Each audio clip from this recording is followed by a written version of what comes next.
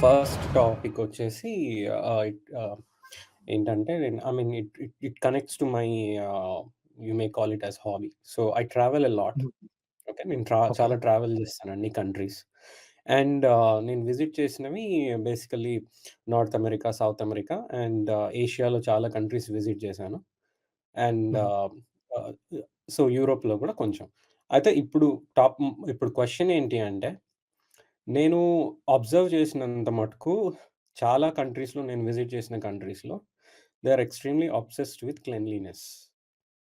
హ్మ్. And hmm. ఎవరు కూడా అంటే మోస్ట్‌లీ అండ్ అండ్ ఇంకొకటి ఓపెన్ డెఫికేషన్ అండ్ యూరినేషన్ అనేది it's extremely weird thing in hmm. Hmm. Many countries. And ఈ ఇయర్ అయితే నేను జపాన్ ఒకటి, శ్రీలంక ఒకటి, నేపాల్ ఇవి ట్రావెల్ చేశాను. ఓకే. సో, ఈ హ్మ్. కంట్రీస్‌లో కూడా అంటే నేపాల్ కొంతవరకు fine. But I'm extremely amazed. Sri Lanka ఇంత ఫైనాన్షియల్ క్రైసిస్‌లో గూడా వాళ్ళు ఒక I mean really they are maintaining their country neat and clean. ఇది నేను అబ్జర్వ్ ఓహ్! చేసింది. Yes. Oh! Yes. I've been there and 10 years back అండి. యాహ్! అండ్ నేను జస్ట్ 1 మంత్ బ్యాక్ ఎళ్ళొచ్చాను. ఇంత ఎక్స్‌ట్రీమ్ క్రైసిస్‌లో కూడా వాళ్ళు చాలా బాగా మెయింటైన్ చేసుకుంటున్నారు.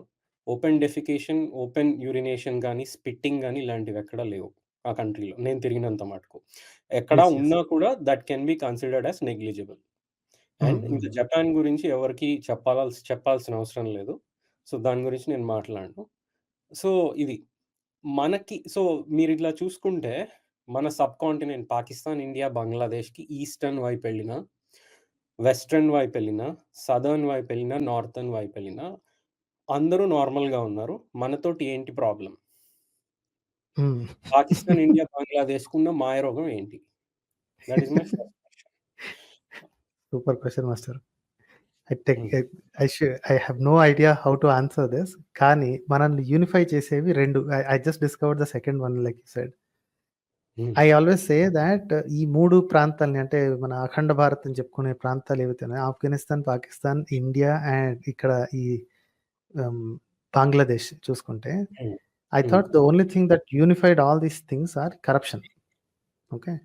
ఏ దేశంలోకెళ్ళినా రూ. 500 ఇస్తే ట్రాఫిక్ సిగ్నల్ బ్రేక్ చేసినప్పుడు పోలీసులు పట్టుకుంటే 500 పడేస్తే పారిపోవచ్చు. ఓకే. కానీ నే ఆ! ఎండ్ టు చెప్పండి ఎండ్. సార్. కానీ యూ హ్మ్. Can't do that in Sri Lanka. Okay.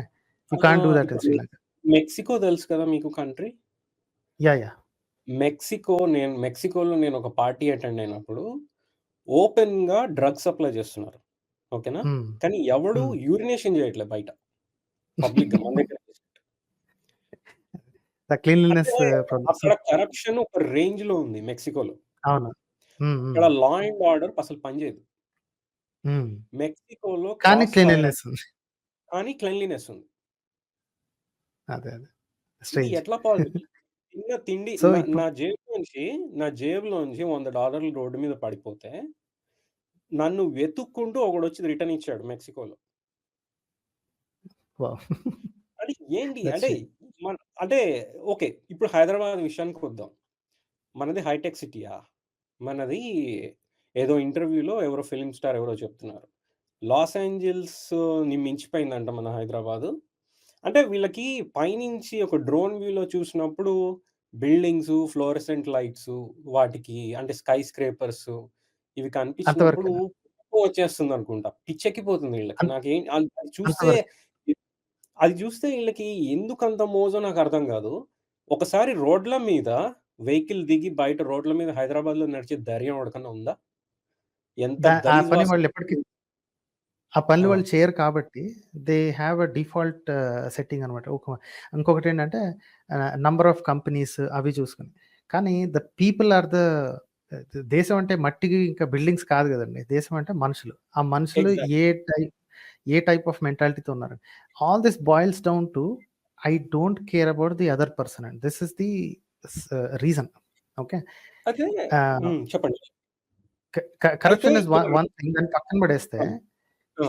Cleanliness అంటే ద ఓన్లీ రీజన్ ఒక కార్నర్‌లో ఆల్రెడీ హ్మ్. ఎవరన్నా ఒక చిన్న ఆహ్, చెత్త పేపర్ పడేస్తే the second person feels very comfortable to throw another piece of garbage there. Okay, this is what you see everywhere in India. Okay. Already ఎవడో మిస్టేక్ చేశాడండి. ఎవడో అక్కడ ఒక టికెట్టో ఏదో చిన్న పిల్లోడో ఎవడో తెలియకో పడేసాడనుకోండి. The second person feels very comfortable to throw the next piece of garbage there, and so does the third person, so does the fourth person, and you have a garbage pile right there. Okay. Same ఇప్పుడు thing ఒకడు ఒక చోట ఊసాడనుకోండి. ఒక చోట. Okay. వాడిని పట్టుకొని తిట్టకుండా, లేదా పోనీ వాడు కనపడలేదు, వాడు ఊసేసి ఎప్పుడో వెళ్ళిపోయాడు. సెకండ్ పర్సన్, థర్డ్ పర్సన్ వచ్చి ఎగ్జాక్ట్లీ అదే స్పాట్లో ఉయ్యాలని అనిపిస్తుందండి మనోళ్ళకి. They actually look for it. ఇంకెక్కడన్నా ఎవడన్నా ఊసాడా అని చెప్పి అక్కడ కూర్చొని ఊస్తారు. సో అంటే దే వీళ్ళకి make it a garbage pile immediately. అంటే ఇప్పుడు చాలా మంది అఫెండ్ అయిపోతున్నారు. ఏంటంటే ఇప్పుడు వేరే అంటే డెవలప్డ్ కంట్రీస్‌తో కంపారిజన్ ఏంటి? ఇప్పుడు మనకి ఎన్ని పూర్ కంట్రీస్ ఉన్నాయి. మరి నేను చెప్తున్నా ఒకటి, ఆఫ్రికాలో గూడా ఇంత దరిద్రంగా ఎవరు లేరు. ఇంత ఇంకోటి గలీజ్‌గా there is poverty one more thing అండి. ఆ! చెప్పండి. If you remember, అంటే if you see or if you read some of the older literature in the US, okay, before the Civil War, before the Civil War of US, America was one of the dirtiest place. Okay, Right. even up until 60s అండి. Up until Right. 60s also, people used to throw garbage everywhere. ఇప్పటికి కూడా కొన్ని సిటీస్‌లో చేస్తారు గానీ, but overall you have a little bit sense అనిపిస్తుంది. There are ఇప్పుడు some గూడా నేను streets చెప్తున్నా. ఇప్పటికి కూడా గార్బేజ్ ఉన్నాయి. యూఎస్‌లో గూడా పడేస్తున్నారు. ఇప్పుడు నేను గూడా నేను మీకు పడేస్తారు. ఇప్పుడు మేజర్ సిటీస్ డౌన్ టౌన్‌లోకెళ్తే చాలా డర్టీగా ఉంటాయి. కానీ అవి అవి అది ఏం అది అది కంప్లీట్‌లీ డిఫరెంట్ కేస్ అని నేను అనుకుంటున్నా. ఎందుకంటే ఇండియాలో అది ఎలా జరుగుతుందంటే it is distributed across the population country wide. And చాలా వరకు కంట్రీ సైడ్ చాలా క్లీన్‌గా ఉంటుంది యూఎస్‌లో. ఎగ్జాక్ట్లీ. నేను అదే కానీ చెప్పబోతున్నా. కానీ సిటీలు చెడు ఇదే పాయింట్ ఒకడన్నాడు. అట్లా గాదు నువ్వు మన ఇండియాలో సిటీస్‌లోనే ప్రాబ్లమ్ ఉంది. కాదు. నేను ఈ ఇయర్ జాన్యురీ, ఫిబ్రవరి ప్రాంతంలో నేను ఆంధ్ర సైడ్ చాలా విలేజెస్ ఈ కోనసీమ అటు సైడు మామూలు ఆర్డినరీ బసెస్‌లో తిరిగాను నేను. కావాలని చూడడానికి విలేజెస్ ఎట్లా ఉన్నాయని. అవి ఎట్లా ఉన్నాయో తెలుసా? విలేజెస్‌లో నాకు రెండే కనిపిస్తున్నాయి. ఒకటి ఎక్కడ పడితే అక్కడ సిలువలు, రెండోవేమో ప్లాస్టిక్ అన్నీ ప్లాస్టిక్ డంపింగ్. అంటే సిలువ గురించి, యేసు గురించి నేర్పించిన వెధవలు ప్లాస్టిక్స్ డంప్ చేయొద్దని నేర్పియరా వాళ్ళకి? అది. మొత్తం పొలాలన్నీ ఒక్కసారి ఒక ఫోటో తీద్దాం దేనికన్నా అంటే పొరపాటున అందులో బోలెడంత ప్లాస్టిక్ డంప్ వస్తుంది. విలేజెస్‌లో గ్రాస్ రూట్స్ అనుకునే విలేజెస్‌లోనే అట్లా ఏడిసింది మన దగ్గర. యాహ్! ఇంకా ఏ దేశమైనా సరే సిటీస్‌లో కొన్ని స్ట్రీట్స్ నాశనం అయిపోవటం చూస్తాం. At least these multicultural cities. Japan is always an exception అనుకోండి. You will never find there. ఇంకొకటి, అండ్ ఇఫ్ యూ డూ పబ్లిక్‌గా జనాలు చూసేటట్టుగా చెత్త పడేస్తే అట్‌లీస్ట్ లిటరింగ్ లాస్ ఉన్నాయి. మీకు ఫైన్ పడే ఛాన్స్ ఉంది. లేకపోతే ఫైన్ వద్దనుకుంటే కమ్యూనిటీ సర్వీస్ అనే శిక్షలు. There are ways to deal with it. మన దగ్గర దేర్ ఇస్ నో వే. ఇంకొకటి ఏంటంటే by definition the culture does not allow you to be clean. I still don't understand this reason అండి. మీరు అడిగారు గానీ ఐ స్టిల్ డోంట్ అండర్‌స్టాండ్. మనకి what is stopping us from not littering the streets? సరే, I have no idea. Garbage గురించి వదిలేయండి. మన దగ్గర ఇన్‌ఫ్రాస్ట్రక్చర్ పూర్ అనుకుందాం. చెత్త ఎక్కడ డిస్పోజ్ చేయాలో తెలియక పడేస్తున్నారు అనుకుందాం కాసేపు. ఓకేనా? డెఫికేషన్, యూరినేషన్ ఏంటి? దట్ ఈస్ గోడల మీద, సిటీల్లో. పోనీ వాళ్ళ మతాల సింబల్స్ ఏసినా గూడా అవి పని చేయట్లేదు. అంటే ఆళ్ళకి ఎంత ధైర్యం చూసుకోండి ఇంక.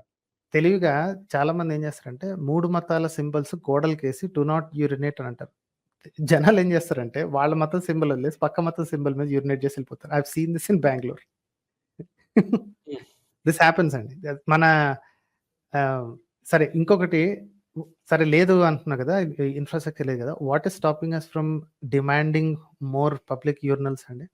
And the public urinals are even more disgusting. దానికంటే బయట పోయడమే ఈజీ అనుకుంటారు జనాలు. అంత ఘోరంగా ఉంటాయన్నమాట.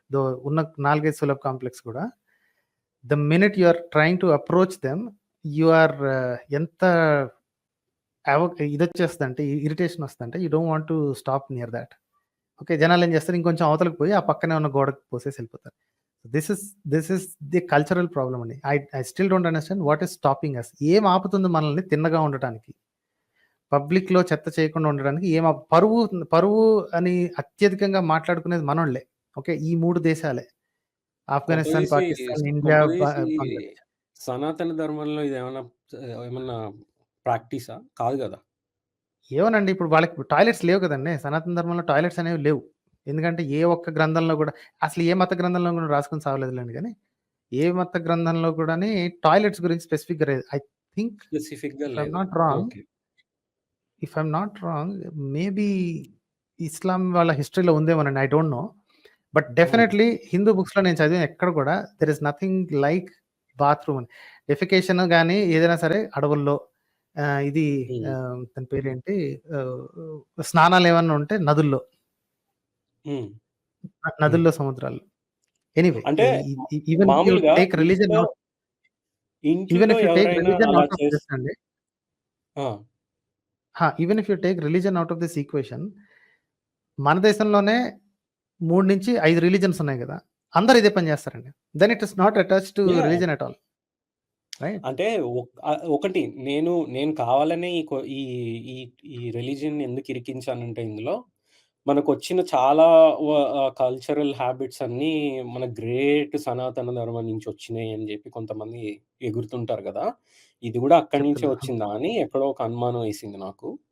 సో, అండ్ అంటే దేర్ ఇస్ ఇంకొకటేంటంటే there is nothing prohibiting it అండి. Let's put it that way. Hmm. వాళ్ళు ప్రమోట్ చేశారని చెప్పను కానీ, but there is hmm. Nothing prohibiting. ఇప్పుడు చెప్పుకోవడానికి పుస్తకాల్లో చాలా ఉన్నాయండి. చాలా క్లీన్‌గా ఉండాలి. ఏదేంటి శుద్ధిగా ఉండాలి. ఆచమనం చేయాలి. చక్కగా స్నానం చేయాలి. పొద్దున్నే చేయాలి. అన్నీ ఉన్నాయి. హ్మ్. బట్ దీన్ని ప్రొహిబిట్ చేసేది లేదు. కానీ పబ్లిక్ ప్లేస్‌లో ఇలా చేయకూడదని ఎవ్వడు రాయలేదు.